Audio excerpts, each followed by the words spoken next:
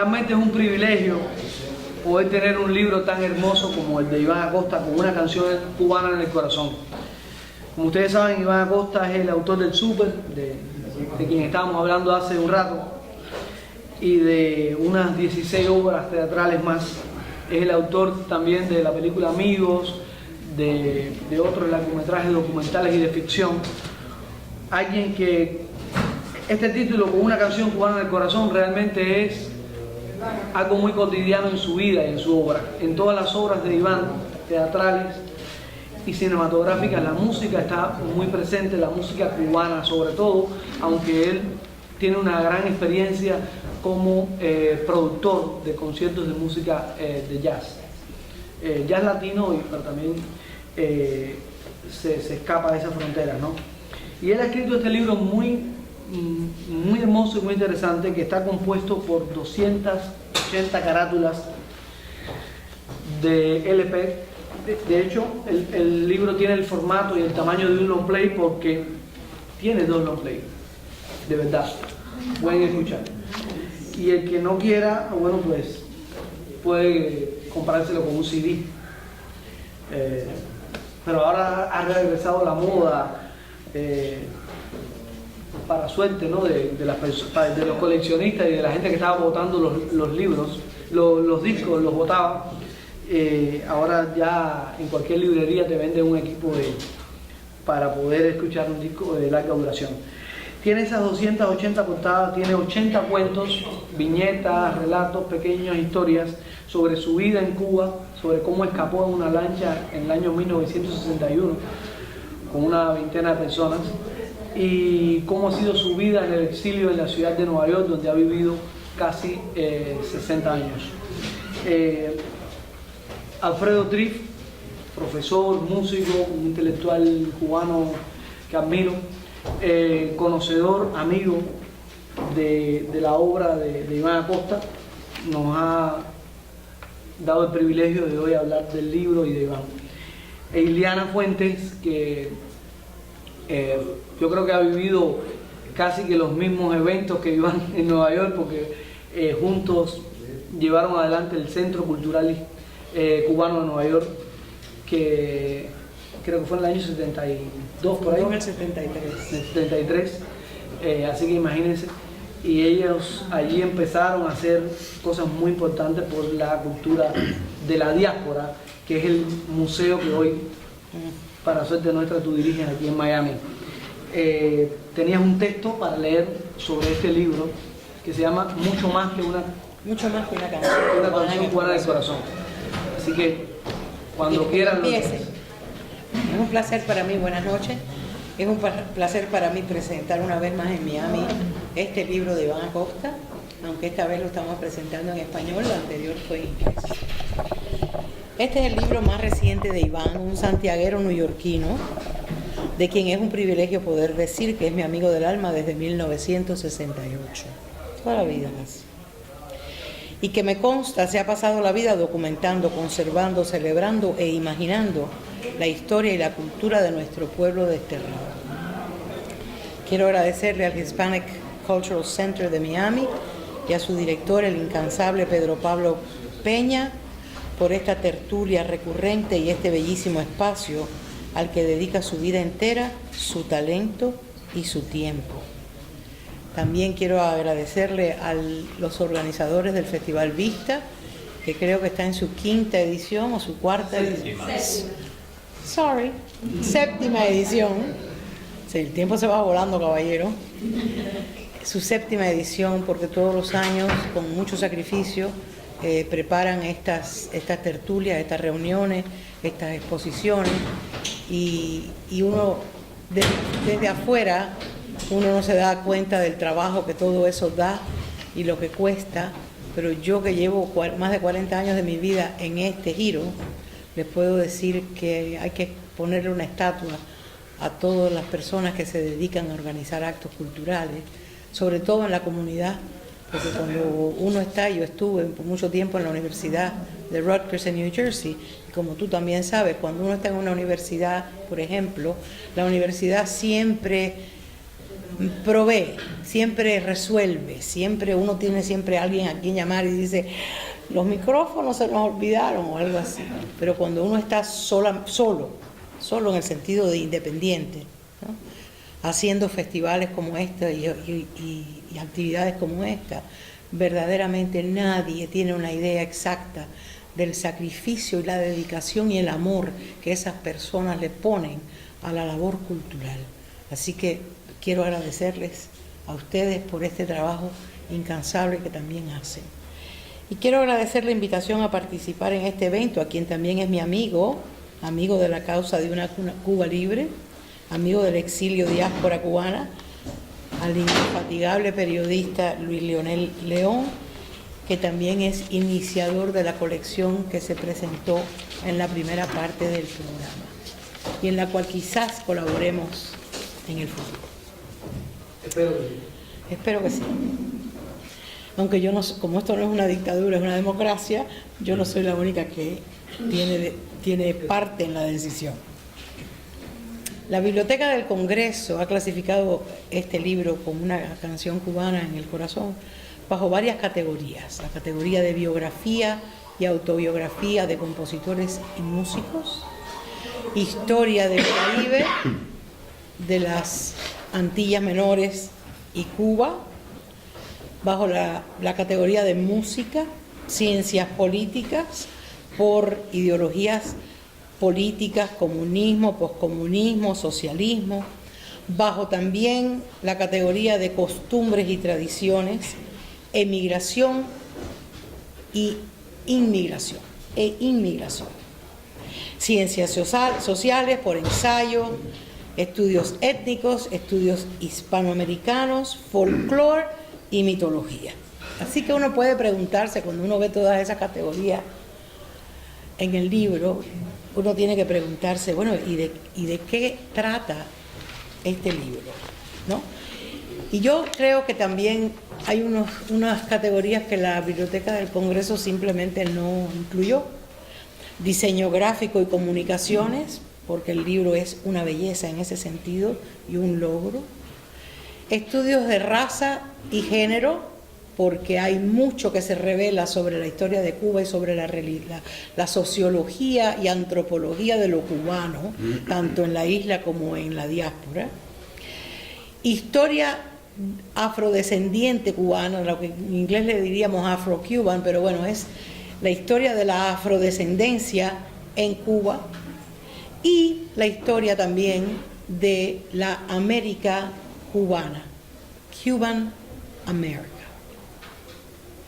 Aunque el autor ha dicho y ha repetido de que su intención no fue escribir ni una novela histórica, ni un manual de historia de la música cubana, y mucho menos una autobiografía, este libro es lo más parecido a una autobiografía, porque Iván en este libro relata su extraordinaria odisea de la vida, sus experiencias desde su Santiago de Cuba natal hasta el presente.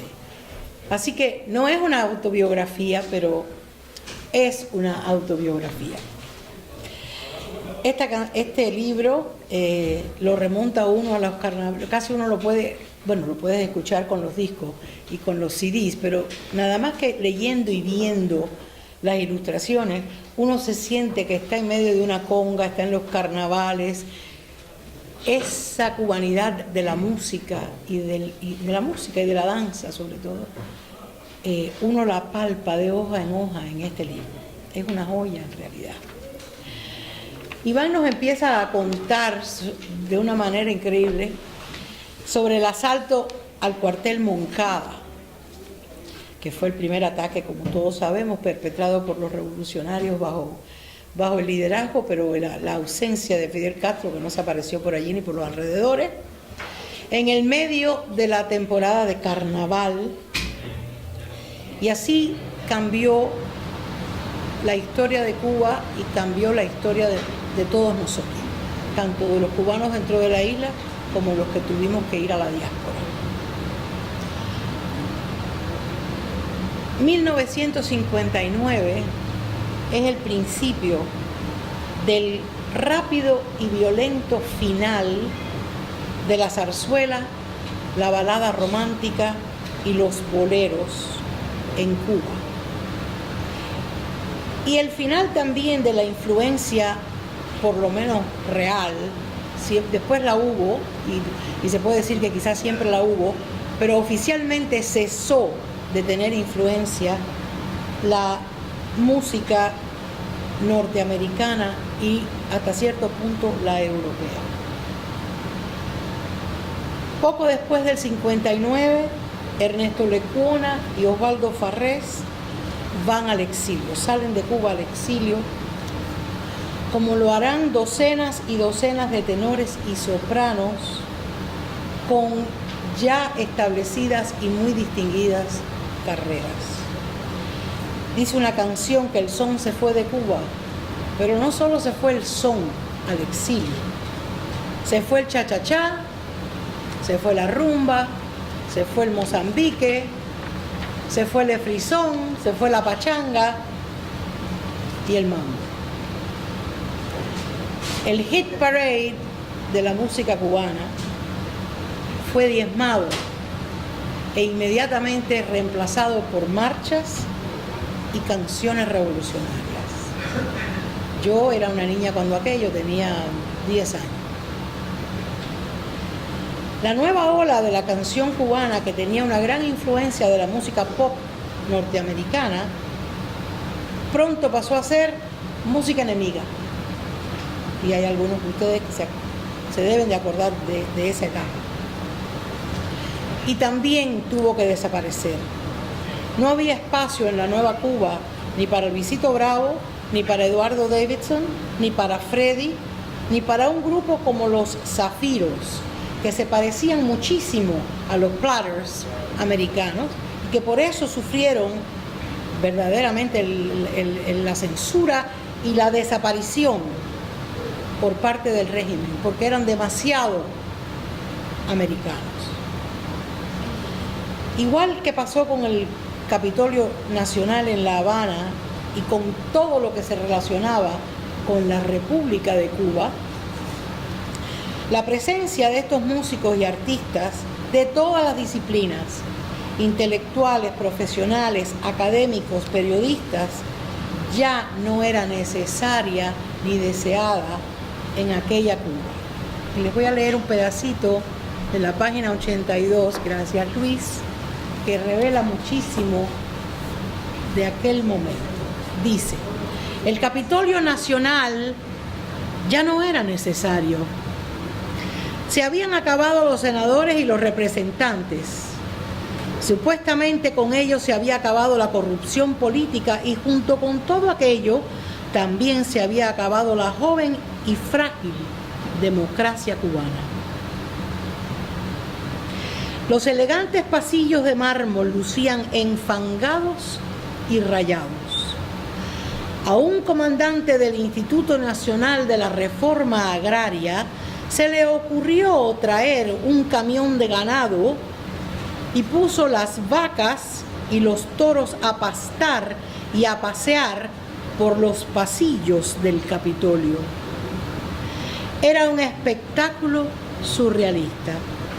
A otro comandante se le ocurrió soltar a más de 500 pollos y gallinas donde solía reunirse la Cámara de Representantes durante los gobiernos anteriores a la revolución.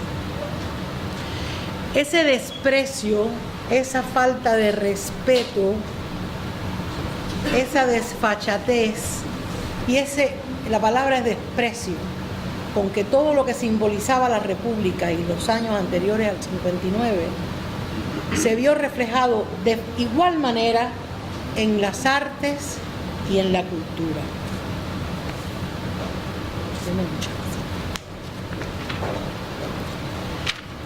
Les voy a mencionar una breve lista porque hay que mencionarlo así.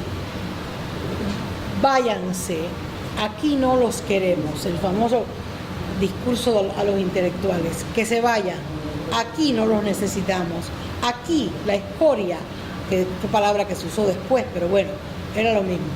No los queremos. Y ahí están, Rolando la serie. Por eso digo al principio que este libro también tiene que ver con una historia de género y de raza, porque el desprecio que hubo cortó así a través del sexo y del género y de la raza.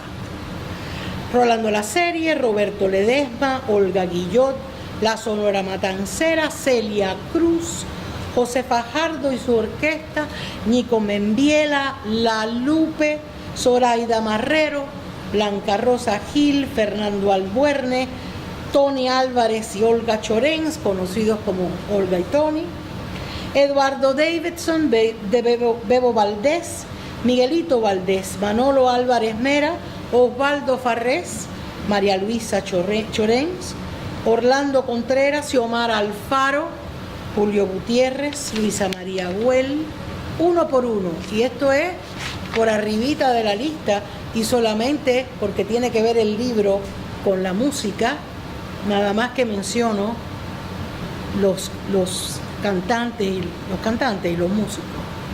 Si nos ponemos a mencionar, y creo que en un festival anterior yo hice una gran lista de los artistas plásticos sobre todo, si nos ponemos a mencionar a los plásticos, a los escritores, a los cineastas que empezaban, a los periodistas, a los académicos, a los historiadores, si nos ponemos a mencionar a todos los creadores y todos los investigadores y todos los artistas en todas las disciplinas que sufrieron ese mismo desprecio y que tuvieron que tomar el camino del exilio, como fuera y donde fuera. Las historias de los artistas plásticos, por ejemplo, que al principio se refugiaron en Europa, en Francia, sobre todo en Francia, es increíble. Los bailarines, el famoso escándalo, creo que fue el año 67, donde la mitad del Ballet Nacional se quedó exilado, pidió asilo en París. La historia es casi increíble si no estuviéramos documentándola y supiéramos que es absolutamente verdad. Por eso estos libros son tan importantes, porque además la mitad del pueblo cubano, la mitad de la gente que se quedó en Cuba, tampoco sabe ninguna de esa historia. No saben quiénes fueron. Ayer leí un artículo en Cubanet que decía, ¿sabe el pueblo de Cuba quién era Reinaldo Arenas? Te aseguro que no. Pero a Reinaldo Arenas, que por lo menos es más contemporáneo, ¿no?, piensa en estos nombres que son personas que ya desde los años finales de los 40 y principio y toda la década de los 50 habían hecho tremendas carreras, habían triunfado en el exterior y habían vuelto a Cuba. Nadie es profeta en su propia tierra, pero habían vuelto a Cuba y tenían carreras y eran conocidos. Y después siguieron algunos de ellos, La Lupe, Celia Cruz, Zoraida Marrero, Olga Guillot, pero ya en el exilio.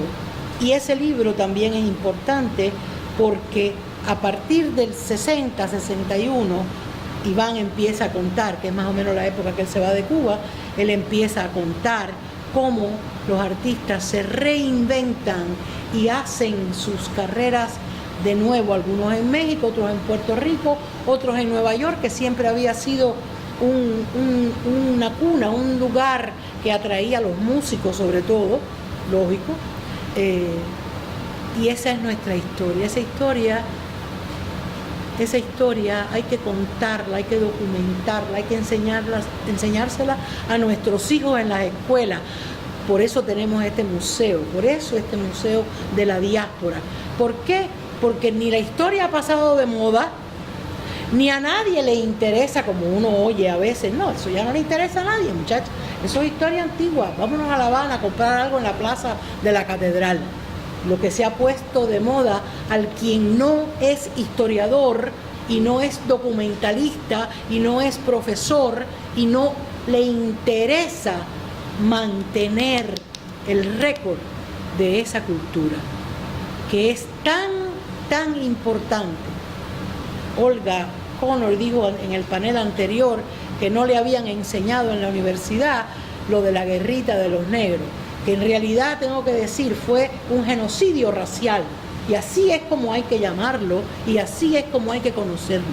Un bochornoso genocidio racial donde por la raza se masacró a más de 5.000 seres humanos afrodescendientes. Así es la historia, pero eso hay que recordarlo. ¿Por qué? Porque si no, no sabemos ni quiénes somos, ni de dónde venimos, ni cuando nos dicen, ¿y usted qué hace aquí? ¿Y usted qué pinta? ¿Y usted qué hace? Uno tiene que saber, y nuestros hijos, ya yo puedo hablar de nietos, aunque no tengo ninguno, pero nuestros hijos también lo tienen que saber, porque van a ser mejores americanos si saben lo que fueron sus padres, sus abuelos, de dónde vienen, qué es esa increíble cultura que además ha invadido el mundo, porque la cultura cubana, y no necesariamente la desde Cuba, aunque también eso ha sucedido, pero desde el exilio, entre Gloria Estefan, Celia Cruz y muchos músicos y muchos cineastas y muchos pintores y escultores, Cuba se conoce, y como no es natural, se conoce en ese país. Así que bueno, les doy las gracias, no hablo más, les doy las gracias por oír estas palabras. No digo perorata porque no es una perorata, es un credo, es la verdad que nos tiene que guiar a personas como yo, que somos yo soy historiadora, que nos tiene que guiar, porque no se puede desaparecer sin dejar ese legado, aunque sea un pedacito, pero si son muchos pedacitos, queda una historia. Y ese es mi aporte a este panel.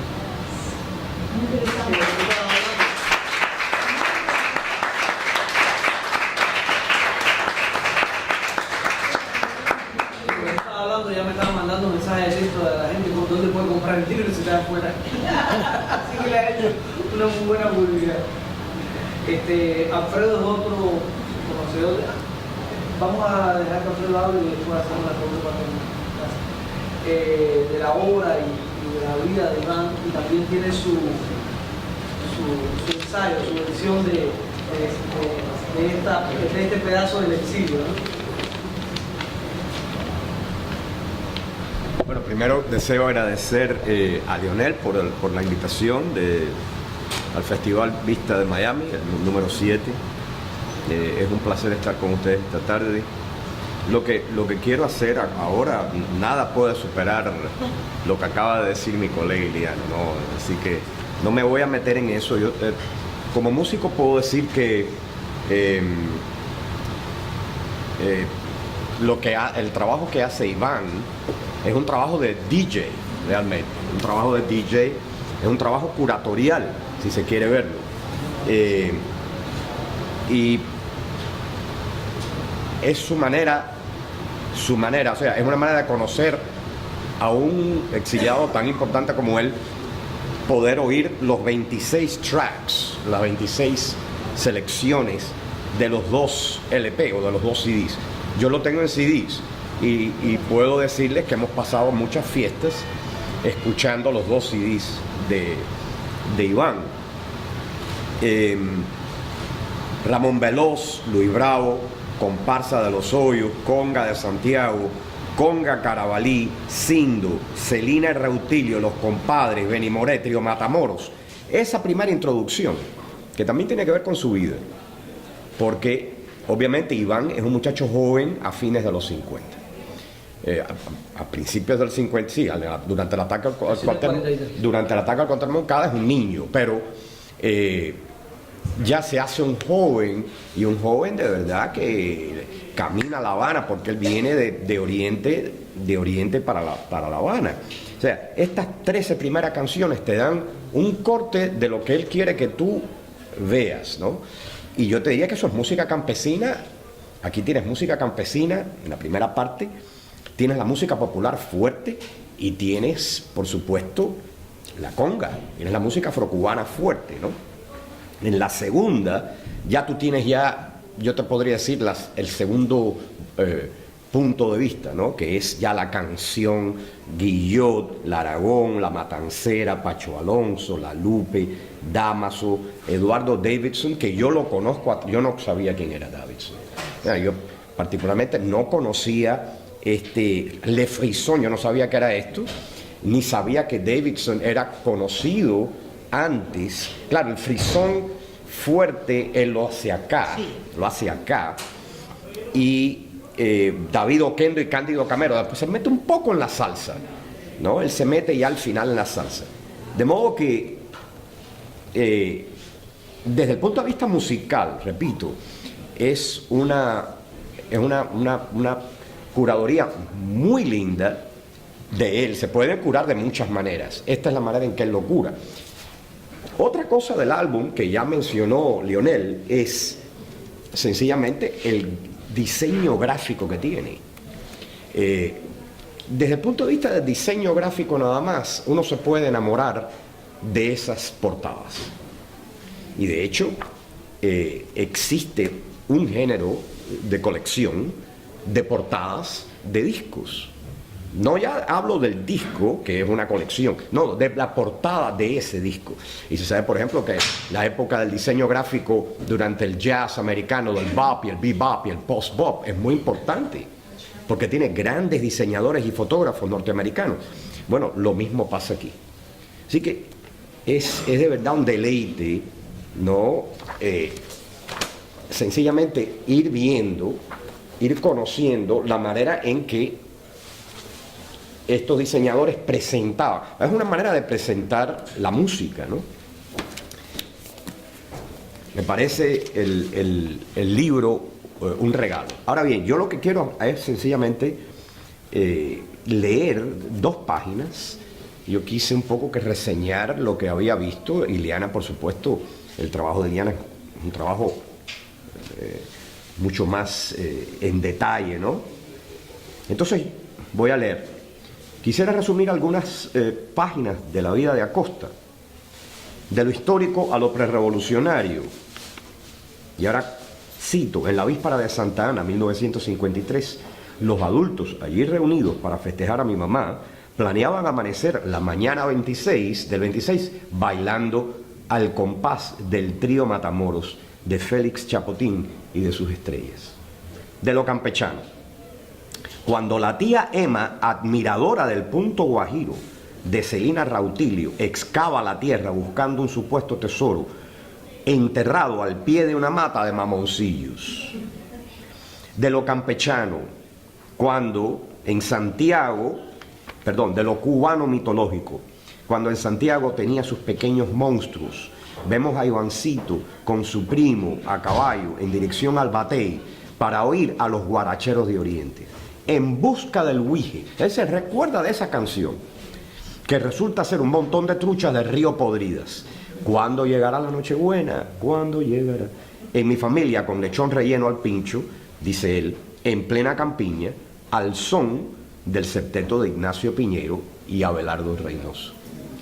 De la materia guaperil está el guapo del barrio, abusador doméstico, que después de una paliza propinada por Iván y sus amigos termina más delgado y más considerado con su esposa, más apreciativo de los boleros de Fernando Albuerne, de César Portillo de la Luz. También guaperil la supuesta posesión de la abuelita de Acosta, que queda conectada al estribillo de Jorrín, espíritu burlón. De lo vernáculo, fragmento de la historia oriental y la velada de un muerto, con música de fondo de María Teresa Vera, del álbum de 78 revoluciones por minuto. El recuerdo de escuchar la vitrola de Palma Soriano, 3 selecciones musicales, dice él, inolvidables, y las recuerda: La Barca de Lucho Gatica, De Cuba traigo el cantar de René Cabel y un mambo de Pérez Bravo. De la impunidad castrista, un 20 de abril, cuando Ivancito, cumpliendo 17 años, se halla con otros 6.000 detenidos en el Morro y encuentra un pedazo de carbón y escribe en la rugosa pared de piedra de la Aregástula: la imposibilidad en que me encuentro de probar que Dios existe me da prueba de su existencia. Eso me pareció muy lindo. Acosta parece haber escuchado en el carro de alquiler que lo lleva a su casa a Nelson Piñedo con la Sonora Matancera cantando "Me voy para La Habana y no vuelvo más". Tal parece como que es una obra de teatro. Cada momento de su vida es un momento asociado a una canción. Del ratoncito Miguel, muy contento que viene a bailar. Y aquí Iván cuenta que un día eran muy dados al show de Olga y Tony, que era un programa en CMQ, y un día cuando él y sus hermanas van a oír el show se encuentran 2 milicianas con fusiles bloqueando la entrada del show. Cuando les dijimos lo que íbamos a ver, nos respondieron: el show de esos gusanos ya ha sido cancelado. Y de la triste despedida, ya el ahora joven camina como un sonámbulo por las calles habaneras de los 60 temprano, desde Zanja a Galeano, a Malecón, a La Rampa, y en CMQ escucha desde una vitrola las canciones de feeling de José Antonio Méndez. Con una canción cubana en el corazón prueba que la canción hace historia y que toda historia es una canción. Y creo que Iván Acosta es un historiador de nuestra canción, con el libro lo prueba, y a la misma vez un cantante de nuestra historia.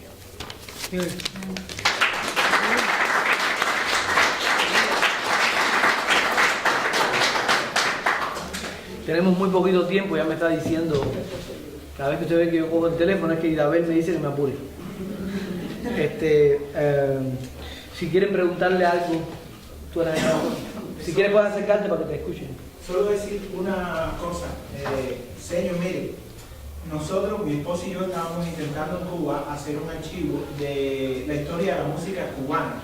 Lo dejamos guardado en Cuba, nosotros vivimos aquí, pensábamos volver, pero bueno, nos enredamos aquí esta noche.